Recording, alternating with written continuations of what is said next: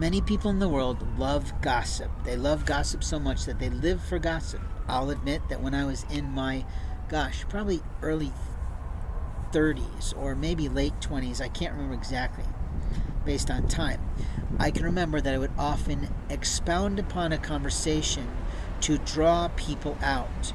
It is an interview tactic. It is a socially appropriate questioning skill. But when people feel interrogated, they're less likely to tell.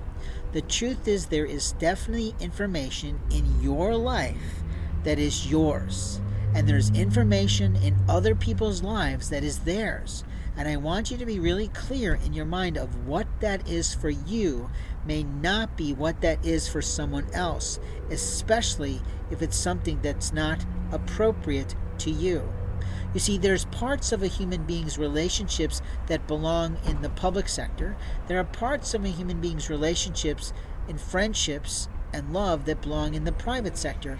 And then there's parts of a relationship that only gets delved into if there's an absolute possibility of being intimate in nature.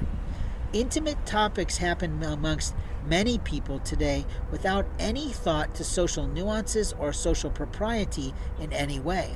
But what I can tell you is that there's certain topics in general that total strangers are not supposed to talk about unless it's a forum of topics. Meaning, generally speaking, when you meet a stranger for the first time, you're not supposed to talk about politics, you're not supposed to talk about religion, and you're not supposed to talk about sex.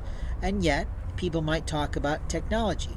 They might talk about food indiscretions or food insufficiencies. They might talk about recycling. They might talk about the environment. They might talk about certain decisions that are on the table in the government. But those are considered issues that might make the general news.